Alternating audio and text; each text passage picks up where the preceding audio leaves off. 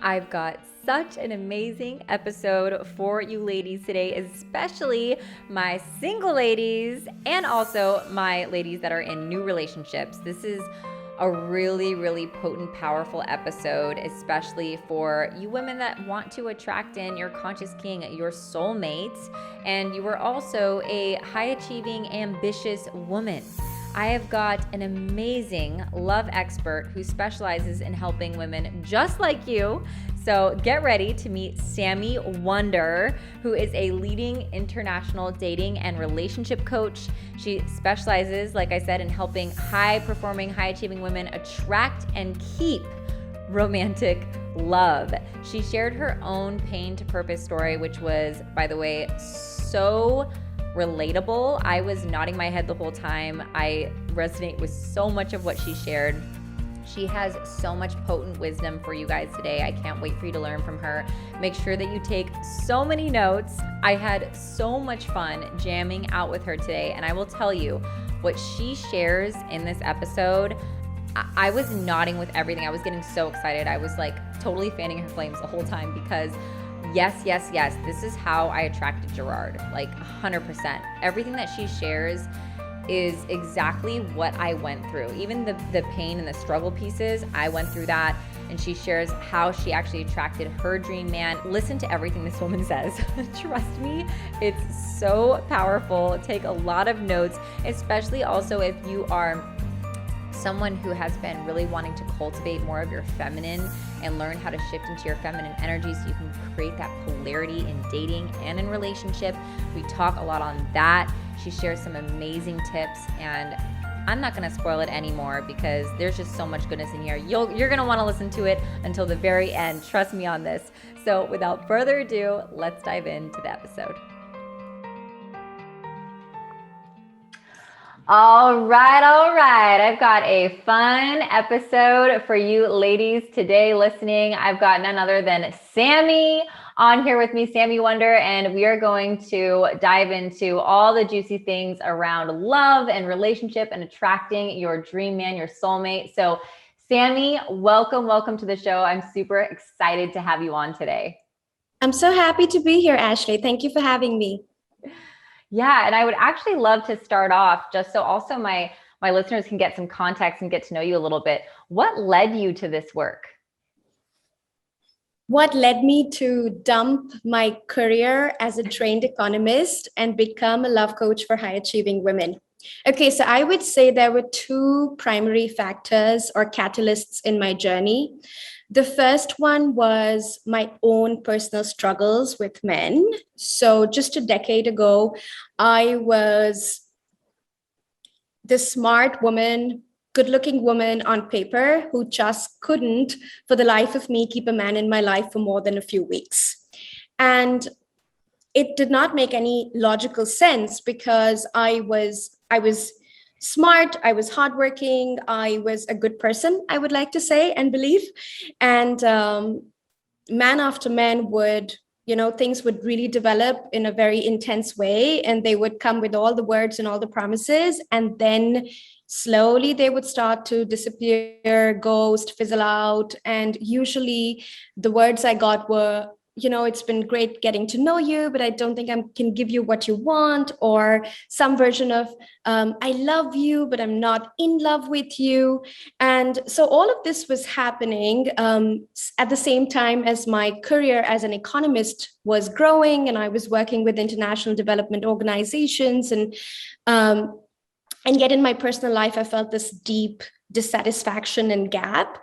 And what was interesting was I still didn't do anything about it. Like I just went on the hamster wheel, date after date, hoping that the next man would be different or the next experience would be different. And for me, the moment of transformation for me was that moment when I found the one, or at least I thought I found the one, and we were dating electrically for like 2 months or so. And then again, the same thing happened. He started to fizzle out and I didn't hear from him for 10 days. And then I decided to reach out myself and say, hey, what's up? Haven't heard from you. And I again got the same lines back, like just very similar lines that you're a lovely woman, you're such a great person to be around, and I hope we can be friends, but I am not feeling it. Like I'm not feeling the connection. And so for me, I think that was the turning point in my life, because there comes a point in life when the pain becomes so unbearable. Like if you don't change and you don't do something about it, it just becomes so unbearable. And I think I reached that point that day. So that for me was the turning point, I would say. And the next morning, I remember waking up and telling myself that you either throw the towel, just focus on your career, become even more and more successful, because you feel in control there and you feel like you can create magic there, and it makes you feel safe to keep accomplishing great things. Or you look at what's going wrong and why it's going wrong. And because I was always the kind of person who wanted family, wanted kids, I wanted to be married. Like I had no doubts about it, that was important to me.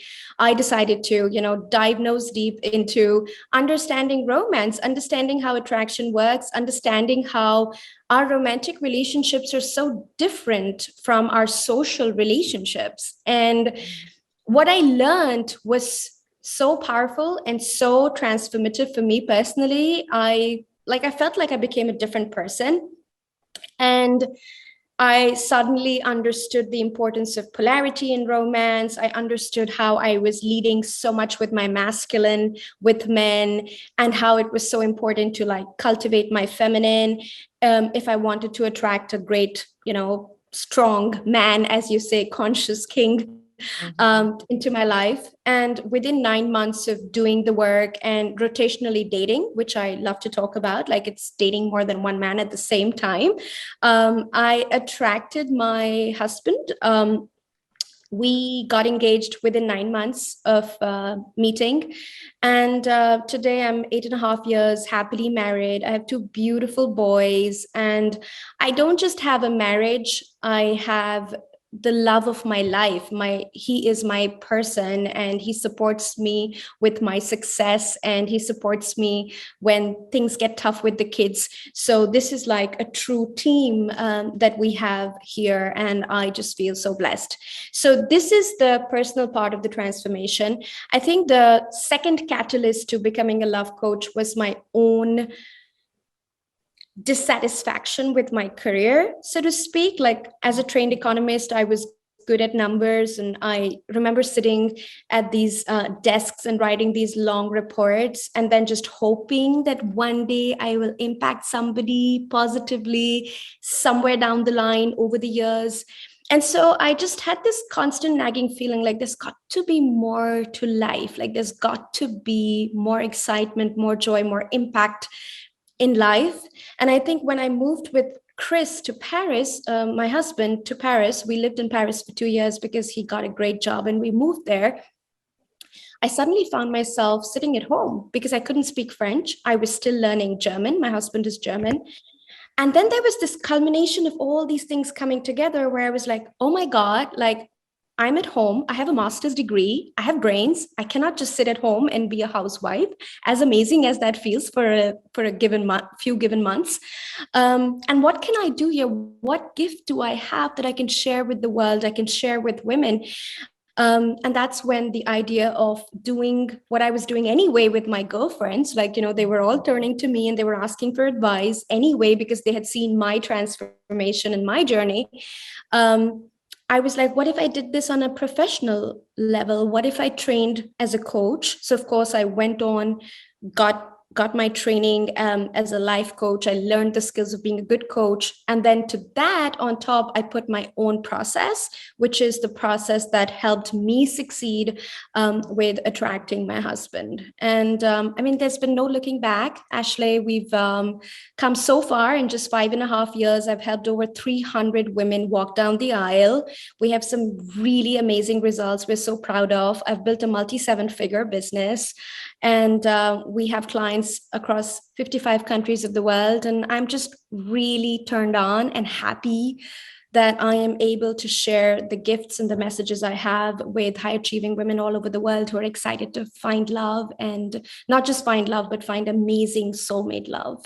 Yes. Oh, that's so beautiful. I love it. I really believe that the most potent, most impactful businesses come from that pain to purpose, which you had, right? That was like a struggle you had once, and then you overcame it yourself, learned through that, created breakthrough.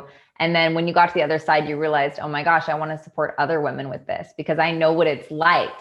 And that's what with me and my women, when they come in for my branding and business containers, I always coach them on that. Like that is your biggest service, your most potent medicine is something that you actually have direct experience in overcoming and experiencing, because that creates so much more resonance as well. Like your messaging becomes more authentic. Everything else just is super aligned. And I love that you also had, you met your dream man and you guys moved to Paris and you had those, couple months or however long it was, and how divine and perfect that was just laid out for you as a runway to create what you've created today. It's just so beautiful. Okay. So you said a bunch of things and I was taking notes and I was like, oh my gosh, there's so many things that I want to unpack and talk on with you.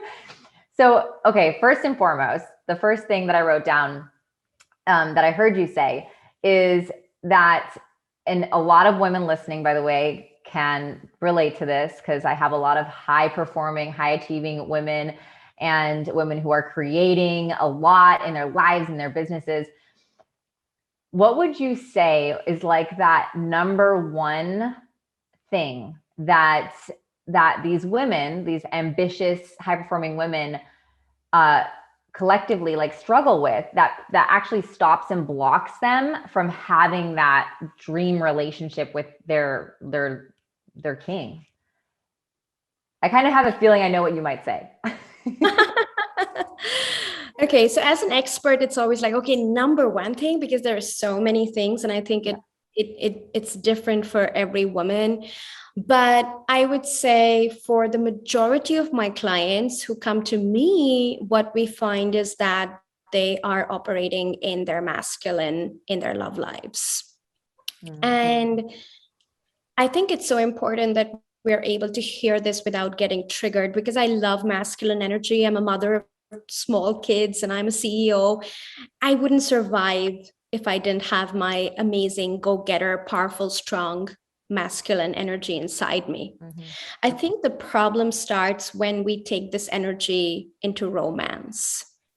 And for so many women, firstly, speaking for myself, when I came across these concepts, I was amazed that there was something even existing like polarity and masculine, feminine. Like I wasn't even aware of these concepts. And so for me, like imagine my shock when I realized that I was operating 90% of the times in my masculine energy. Basically, I would wake up in the morning, and even as a single woman, I would just be on the go all day, get things done, have things on my list, initiate, plan, do, organize. And that energy really made me, until today, really makes me a high achiever. Mm-hmm. Now, the challenge was that when I showed up on dates and when my clients show up on dates, we're still there. We're still in that energy. And again, it's important to understand that it's not sexist to talk about masculine and feminine. Both men and women have both energies. And sometimes, alpha men or men who are far out in their masculine, they also need to come into balance with their feminine so that they can connect with their wives, they can connect with their girlfriends. And so a lot of my clients are just really far out in their masculine. And what we teach them is how to cultivate the feminine. Because if you're showing up on dates and you're in your masculine, let's say, what does that look like? It looks like reaching out to men, texting men, calling men, making things happen with men, pursuing the connection with men, sending that seemingly on the surface innocent text that says, I'm thinking of you. Yeah, when are we meeting? And it feels very innocent. It feels very simple. and harmless, but it's not, because it really puts you in the leadership energy. It puts you in the energy of the masculine. And when that happens, unfortunately, it doesn't mean that we will not attract men. We will still attract men, because by the law of polarity, which is what attraction is based on, which is the presence of polar opposite energies, in order for sexual desire to exist, you need the presence of masculine and feminine inside a romantic connection. And so when you show up in your masculine, you do give, lead, plan, pursue the connection, you will attract men, but these men will be more laid back. These men will be more in tune with their feminine. And sometimes they'll be broke. Sometimes they'll be laid back to the extent that no dates happen if you don't make them happen. Sometimes they'll be passive to the extent that you'll keep dropping hints. When are you seeing me? We keep texting, and you'll never see him plan and move things forward, and you'll get frustrated and you'll just pick up the phone and do it yourself. And so many of my clients tell me, like, when they find me, they have this pattern that they're always attracting men who are, how would I put it, who are at some level less capable, less competent, less in their power. And this woman is like the leader, and she's in her power, and she wants to attract a leader of a man, a king of a man. And the way to have that, and the way to attract that, is to cultivate your feminine side, your feminine energy. Because again, when you understand polarity and how attraction works, you see that when you show up in your feminine, in your love life, you're going to attract men. This is law, this is nature, this is science, this is biology. You're going to attract men who are more in their masculine. You're going to attract men who are more in control of their lives, who've got their shit together, so to speak. And you don't have to always be the biggest person in the room, which my clients are used to being.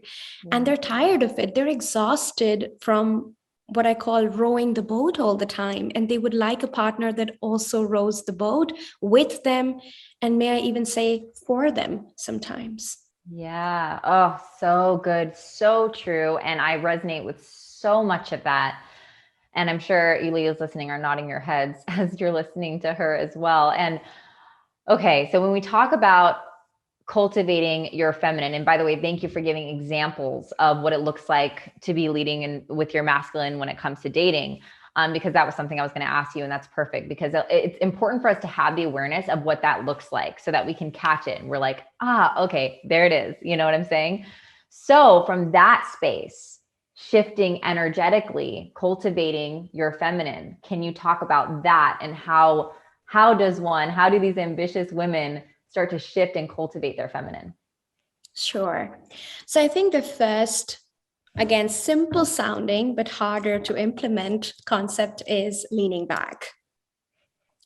And leaning back energetically is all about metaphorically letting the men row the boat of connection, and row the boat of, if you were sitting in a boat, for example, and destination was, and the land far at the horizon was your destination, and that was marriage, commitment, the ring, whatever it is that you desire, it is his job to row that boat forward.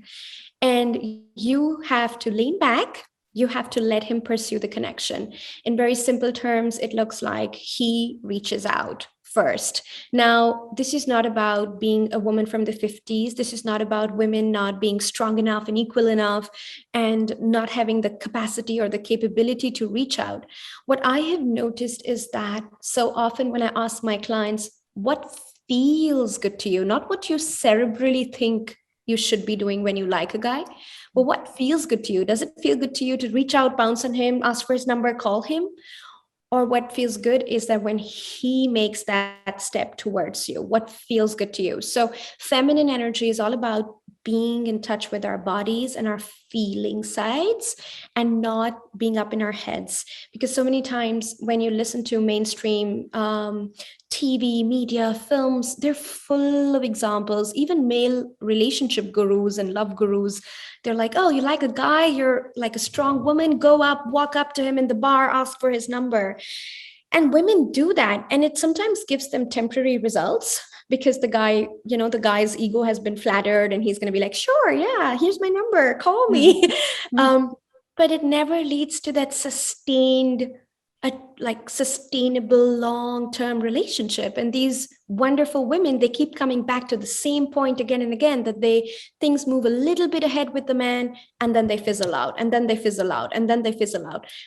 And for that, you have to inculcate the discipline within yourself that if you want to attract a king, if you want to attract a man who is in his empowered masculine energy, you've got to intentionally choose being in your feminine around this person. And what I've noticed, Ashley, with a lot of my clients, I mean, I work with really successful women executives. I've worked with, TV stars. I've worked with multi-seven-figure entrepreneurs.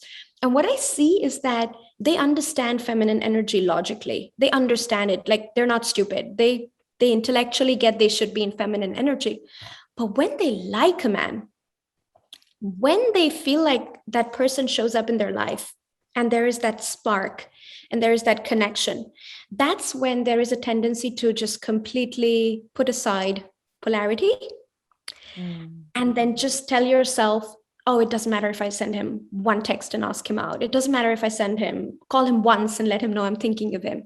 Now, I don't want women to get obsessed with being perfect, but I do think it's important, especially in the early stages of dating, that men pursue. Of course, as you spend more and more time with somebody, there is a flow that comes in and a give and take that happens, and that's absolutely natural.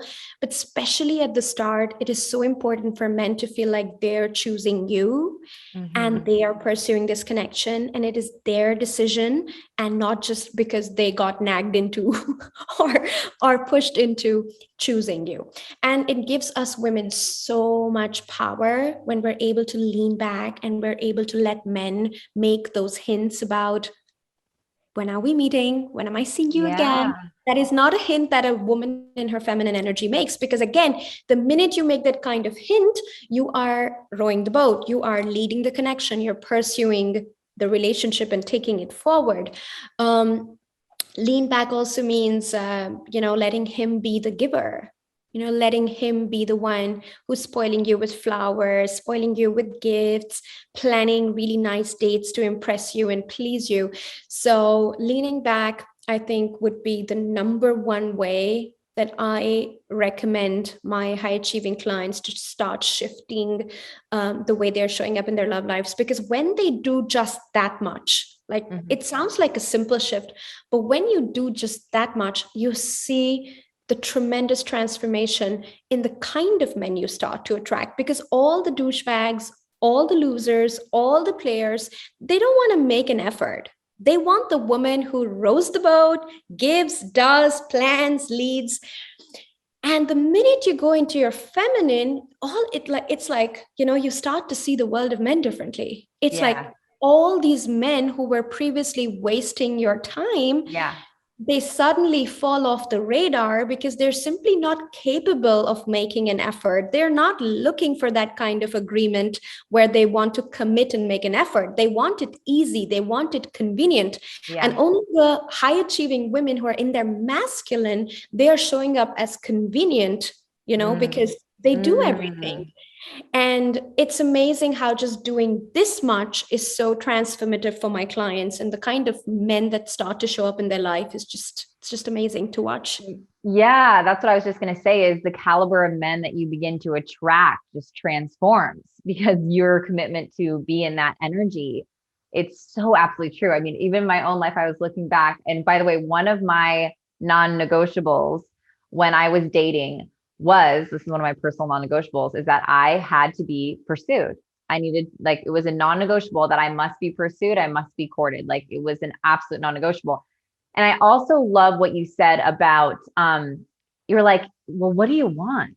Do you want to be the one pursuing, or do you want to be pursued? Right? What actually feels good to you? Because sometimes I feel like, we'll miss that part completely, because when we actually take a step back and we ask that simple question to ourselves, I would bet to say most women listening right now are like, well, I want to be pursued. Yeah, that would feel great. I would love that. Right. And so knowing that we play a part in that, and that part may not look as active as you think and forward as you think it is. It's actually leaning back, which for ambitious women, right, can be the biggest challenge because we're used to doing. And that leaning back is more of this surrendered kind of space to be in. And it's also super powerful energetically. And it's something, this is something I've been talking about a lot recently, is it's really activating, ladies, your beingness versus your doingness. Because when we're leading with the doing, do, yes, it's in our masculine. But one thing, the biggest thing I would say too, in cultivating your feminine, and this is something I've learned, is realizing how powerful your beingness is. Just simply your being. Just that's it. Nothing to do, nothing to need to say, nothing. You know what I mean? Just your feminine just being. And so I really love how you brought it back to that. And I absolutely, like, when I look back in my dating experience, ladies, I will tell you, like, everything she just said, that is literally what I experienced. When I was doing when I was pursuing the caliber of men, the quality of men, the men who you said wanted the convenience, right? And I felt like, what the heck? Why isn't this guy stepping up, right? Well, I'm not giving the guy even room to step up because I'm the one doing all the stepping up. And then noticing the difference when you really do commit and you're intentional in your being and you're choosing to lean back. And something I heard you say earlier that I think is very important piece to this that I'd love for you to elaborate on. You called it a name. You said I think you have a name for it. But you talked about dating more than one man at the same time. This is important, ladies. So listen up, because I'm telling you, this is what also I learned in my own way. And I'm just going to be real with you, ladies. We called it, like, it was me and my girlfriends were we had a love coach, and we were learning together, right? Reading the Surrendered Wife, like, just learning how to be in that space. And we called it the man funnel, which sounds really bad, but that's what we called it. It was like having a man funnel, and how like one man may be like the front runner, but sometimes what's interesting is that can switch, right, as you're dating. So can you please speak on that, and also what you called it? What was it that you said dating more than one man at the same time is? Yes, so I dated more than one man at the same time. I call it rotational dating. So basically, there's this rotating door, and you're standing there, and all these guys keep changing, and whoever's in front of you gets your energy. And then when he's gone, he's out of sight, out of mind. And that's how I teach my clients to date. So rotational dating is about dating more than one man at the same time, because you get to have options, and because options are empowerment in love. And so many women resist rotational dating because we either feel like this is something wrong, like you're cheating and you're being slutty, which I think is important to clarify, because it's not about rotational sleeping. It's about rotational dating, which is going on several connection dates, as I like to call them, with many different men, like cinema, coffee, exhibitions, museums, and just getting to know these men and evaluating these men. So many women, meet a guy they like. In 3 dates, they get exclusive, they have sex. Then a few months down the line, they realize he's a workaholic, a drunkard. He doesn't ever want to get married, doesn't want to have children. And we waste so much time doing one man in one go, like one man exclusivity, wasting a few months in a relationship that is not going anywhere, then breaking up, then recovering from it. And before you know, you've lost another year of your life with the wrong person, wasting it on the wrong person. And not only that, I think it all accumulates emotionally. Like every time you have this experience of you liked someone, you thought it was the one, then your heart breaks again, things don't work out.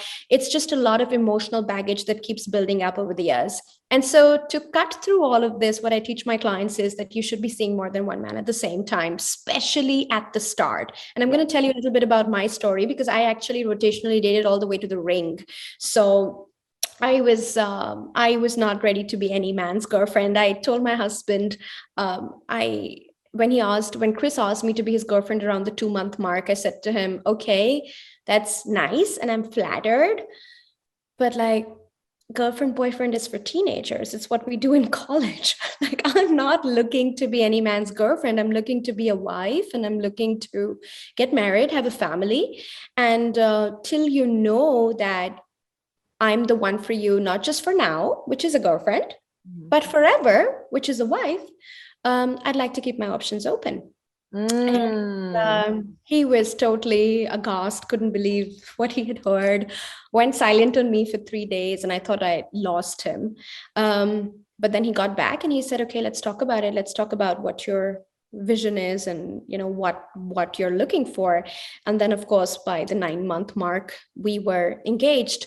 And so I think rotational dating can exist at so many levels. You can rotational date right at the start, which means that you speak to many, many men when you're online dating or you're organically dating. And then slowly, I love what you said, the funnel. Slowly, what happens is the funnel is really big on the top, and then it starts to trickle down, and number of men in your funnel get lesser and lesser. For me, what's important is that we're not filling up our dating rooster with just like any man. I think it's important to have, because we're busy women, it's important to have quality men in your rooster, not just time wasters or distractions for the sake of having a dating rooster. I like to call it a fan club in my programs. When I work with clients in my group coaching programs, it's called Elevate. And inside Elevate, I always tell my clients, if you're single, you should have a fan club, girls. These are all the men that are never going to be your husband, but they are great. Like they're great friends to have. They'll support you. They'll help you, and every woman should have this. So there's the dating rooster, which is like 2-3 men that are serious candidates. And then there can also be the fan club, which is like, everybody knows it's never going to lead to anything, but we're all hanging out while we have the time. So and I rotationally dated all the way to the ring. My clients, as I said, like 300 plus engagements, a lot of them have also done rotational dating, and they generally start with rotationally dating. And then I think around the 3-month mark, 4-month mark, they either drop guys with whom the connection is not developing, or then they take it to the next level. And next level means, okay, I'm either going to shut down my options and get exclusive, or what I did, which is, I love what we have, and I'm not going to shut down my options till you know that I'm your forever person, not just your person for now. Wow, I love that. And I've actually never heard that like the fact that you rotationally dated until he proposed. Right. That's amazing. That's amazing. So I haven't heard that before. And what's interesting is what comes up for me is like those conversations. It sounds to me like you guys did have a conversation, because he was kind of like, did he ever question your seriousness about him? Was he ever like, well, I want a woman that's serious about me? Or did that like kind of ruffle his feathers about you? Did he like communicate that to you? I'm kind of curious.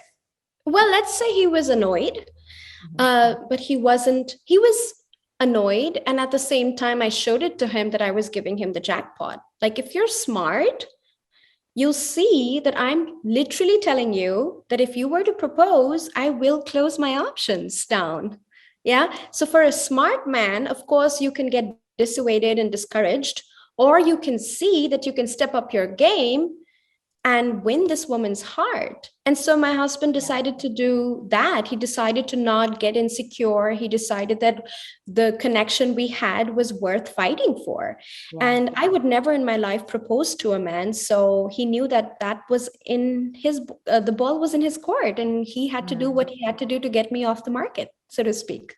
Oh, that's so good. And yeah, I even love what you said, that fan club, and then having who's in your man funnel is like the more serious men.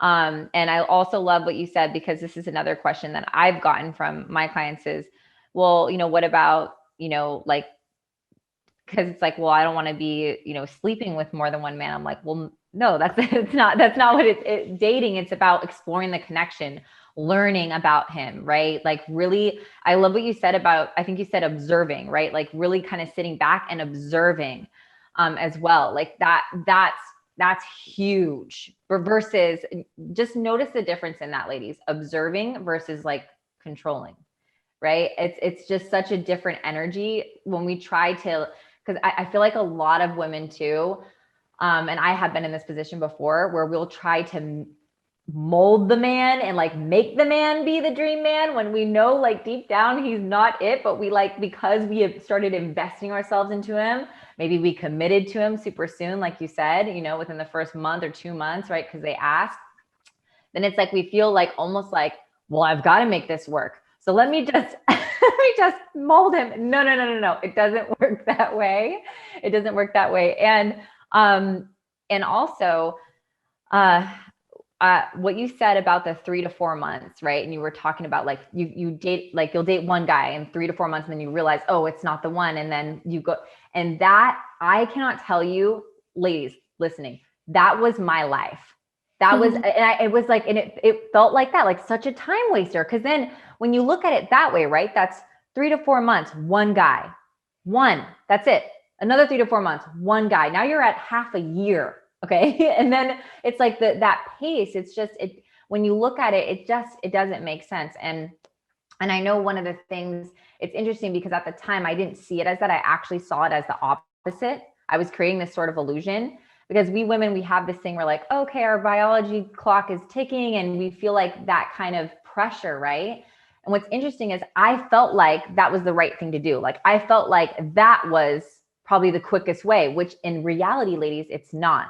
And what's interesting about that 3 to 4 month mark, I just want to throw in from a biological perspective, it's actually biological trimesters. Like, I don't know if you've ever read on that, but that's why at the 3 to 4 month mark, we get that knowing, right? Of like, wait, this isn't the guy, because we've allowed ourselves that amount of time it's like, that's our turnover. Like that's like when we actually shed and we realize, okay, that's not who I want. And we get back in the game. So I love what you said about that and really just drawing awareness to it, because I think that's so important. I can relate to it super, super, super, like a lot. That was my life. And can I just say, Ashley, that what you just shared about, you really thought that was the right way to do it. I want to speak to that for a moment, because I think so many women think similarly. We think that if we just hyper focused our attention on one person, the chances of it working out are much higher. Now, as a relationship expert, I totally want to bust this myth. I want to tell you, if you don't focus on one person, the chances of you succeeding are much higher. So I like to call it in my work, I say, don't be a laser beam. Don't laser focus on one man. Be the lighthouse. Be the lighthouse that attracts many, many men. And that is actually going to increase your chances of success with men. Because believe it, those empowered masculine men, they can sense our energy when we're laser focused on them and we're trying to mold and make things happen. And it's a complete turn off as well. And it's really hard to not be laser focused when you don't have options. Yeah. Like if there's just one guy, then of course you're going to obsess about when he's calling and when he's texting. Oh, so true. I love that. Not the laser beam, the lighthouse. I don't know if you've read of any of Alison Armstrong's work, but I read a lot of her work when I was dating. And she actually talks about how that's actually a very empowered masculine trait, is being laser focused. Like men are laser focused and women actually have diffuse awareness. So it all like that, it's actually our very nature, right? It's our very nature. And that's the beautiful thing, is you ladies are actually allowing yourselves to come home. You know, in practicing this and everything that Sami's saying, you're really allowing yourselves to come home. You're going to feel so much more natural. Like you're going to feel so much more embodied as your true self. So I love that analogy. Thank you for sharing that. I've never heard that before. And it's absolutely yes. Write that down, ladies. Underline it, highlight it. All right. Well, we are coming near the end of this episode, and this has been so much fun. I've been enjoying this conversation. I knew I would. And I do have one final question to ask you, Sami. This is more of a personal question I ask every woman on my Female on Fire series, which is, what is one thing personally that you used to shame or maybe dim or dull or hide about yourself that you have since reactivated and reignited on your journey to becoming this amazing female on fire that you are today? Wow, what a great question. And I think what comes to my mind intuitively, because I haven't really rehearsed this or thought about it before, is that I have really reactivated love for my postpartum body, because I gained a lot of weight after my kids were born, and they were both born. I mean, the elder one is 5 years old and the younger one is 1 year old right now. So I think I put a lot of pressure on myself, because the seven figure and the multi seven figure CEO is supposed to look a certain way. She's supposed to have manicured nails and she's supposed to have hot red lipstick, and she's so on point. And I found that as a mother, sometimes I couldn't be. And that brought up some kind of shame inside me, and that I felt like I had to hide myself or get less visible. And I think I really overcame that and gave myself permission to just show up the way I was being, having two little kids at my feet and just showing up, sharing my gifts, sometimes with oily hair, sometimes with unmanicured nails. And what was amazing was the feedback I got from my clients, where they said that it, like, you're on Forbes and you're on Entrepreneurs on Fire and you're doing all these amazing things, and then when we see you with oily hair and no makeup, it just makes you so much more human and so much more relatable, and we love you more for it. And that just sort of, yeah, cheered me up, because I think I was carrying some kind of weight around my body and my looks after, giving birth. And I'm really, really proud of the fact that I just show up and shine and share my gifts, while still being a mom of two small kids. Oh, I love that. Oh, that's so beautiful. And I actually, everything that your client said is so true. It just makes you that much more relatable. Like they can actually, because that's every woman, right? Every woman goes through those, like, well, I don't know if you know this, Sami, but I'm pregnant right now. So yeah, I'm in my second trimester. I'm having a little girl in February. She's due in February. And so it was really cool to hear you say that just now for me personally, because there's days where, like, I don't know how your pregnancy was, but my first trimester was a doozy. I spoke about it on my Instagram. It was like I was in bed, I was sick, I was just emotional. Commercials could make me cry, like all the things. And there was days where, like, washing my face was like like the most productive thing I did all day was wash my face, and some days, like, it was just, and so and being with that, and being okay with that, and being and actually embracing it, that was a huge part of my journey and has been a part of my journey being pregnant. And so just hearing you speak about that, postpartum, it's powerful for me, because I'm definitely going to draw back on that, because who knows, I don't know where I'm going to be, once I give birth, and how I'm going to feel, and what I'm going to look like, or whatever. I have no idea. And I'm here for it. I'm here for it. And it's a powerful reminder what you just said, and how much like we think it's the opposite. We think that, like, being polished all the time and all of that is what creates, the best relationships with our clients and future clients. Actually, when we're just allowing ourselves to be in our mess, and we're okay with showing ourselves that way, that's what women relate to, because no woman is perfect. No woman is perfectly polished all the time. It doesn't exist. So I love that. That's beautiful. Thank you for sharing that, Sami. Oh, thank you. So where can people find you? What can I put in the show notes? Because I'm definitely going to be putting all the things in there for you ladies, so you can continue to follow Sami and hear from her amazing stories, her wisdom, and all that good stuff. So what can I put in the show notes for the ladies? So we do have a very special gift just for your audience.